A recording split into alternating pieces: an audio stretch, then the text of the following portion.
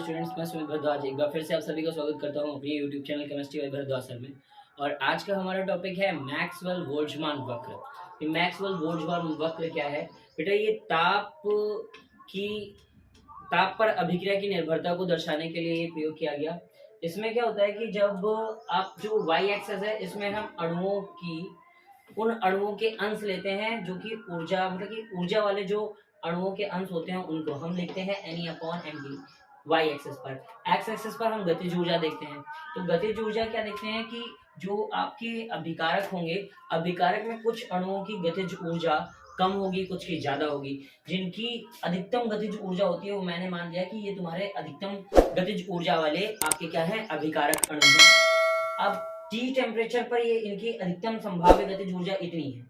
और फिर ये जब अधिकतम संभाव्य गतिज ऊर्जा को प्राप्त कर लेते हैं, फिर आगे चलकर ये क्या करते हैं, सक्रियण ऊर्जा को प्राप्त करते हैं। और सक्रियण ऊर्जा के पश्चात जो भी आपका सक्रियण ऊर्जा क्रॉस करने के बाद जितने भी आपके अभिकारक अणु होते हैं जो उत्पाद का निर्माण कर रहे होते हैं। तो प्रारंभ में देखा तो ग्राफ इस तरह से जा रहा था टी डिग्री टेम्परेचर पर। हमें यहाँ पर जो सक्रियण ऊर्जा को क्रॉस करने वाले अधिक ऊर्जा वाले अणु थे उनकी संख्या हमें कम प्राप्त हो रही थी। ठीक है, हमने टी डिग्री टेम्परेचर में 10 डिग्री सेल्सियस टेम्परेचर बढ़ा दिया तो क्या होता है, ये जो ग्राफ होता है वो आगे की ओर शिफ्ट हो जाता है। इसका जो अधिसंभाव्य गतिज ऊर्जा वाला ग्राफ जो है आगे की ओर शिफ्ट हो जाता है, अर्थात सक्रियण ऊर्जा बढ़ जाती है। और जब सक्रियण ऊर्जा बढ़ जाती है तो हमें जो अधिक ऊर्जा वाले अणु प्राप्त हो रहते हैं उनकी संख्या बढ़ जाती है। अर्थात अभिक्रिया का वेग जो होता है, जो पहले 10 डिग्री मतलब जो टी डिग्री सेल्सियस पर प्राप्त हो रहा होता है उसका लगभग दोगुना प्राप्त होने लगता है। अर्थात ये पता चलता है कि अगर हम अभिक्रिया का ताप बढ़ा देते हैं तो ताप बढ़ाने पर क्या होता है, सक्रियण ऊर्जा वाले अणुओं की संख्या बढ़ जाती है और जिस कारण अभिक्रिया का वेग बढ़ जाता है। और जो आपका मैक्सवेल बोल्ट्जमान वक्र है, उन्होंने एक ये समीकरण प्रस्तुत किया था जिसके माध्यम से बता रहे थे अभिक्रिया का वेग जो होता है कैसे बढ़ता है। ठीक है ना, इसकी प्रूविंग हम करते हैं। हमने लिखा आर्हेनियस के अनुसार फॉर्मूला होता है K=AE⁻EA/RT। ये आपको याद करना पड़ेगा। ठीक है, हमने क्या किया, दोनों पक्षों में नेचुरल लॉग ले लिया। जब नेचुरल log लेते हैं तो नेचुरल लॉग को ln लिखते हैं, तो ln A/E⁻EA/RT हमें मिलता है। ठीक है, अब हमने क्या किया, यहाँ पर log m इंटू n का फॉर्मूला अप्लाई किया जिसको बोलते हैं log m यानी log A plus log m यानी log E⁻EA/RT।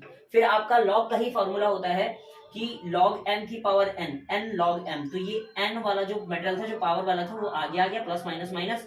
और ln e, हमें पता है log ln e का वैल्यू कितना होता है 1, तो यहाँ से इसका वैल्यू 1 अप्लाई करेंगे तो EA/RT आ जाएगा। अर्थात हमारा जो टोटल फॉर्मूला बना है ln K=ln A EA/RT। अब हम इसके आगे करते हैं। हमने मान लिया कि T1 ताप पर जो अभिक्रिया का वेग स्थिरांक है वो K1 रहा होगा, और हमने मान लिया कि T2 ताप पर अभिक्रिया का जो वेग स्थिरांक है वो क्या रहा होगा, वो K2 रहा होगा। अब हमने क्या किया, इन दोनों को अप्लाई किया इस इक्वेशन में।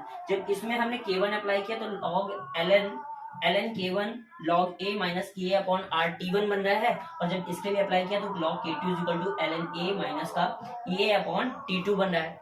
अब हमने क्या किया, इन दोनों समीकरणों में पहले दूसरे वाले समीकरण से पहले वाले समीकरण को सब्ट्रैक्ट करा दिया।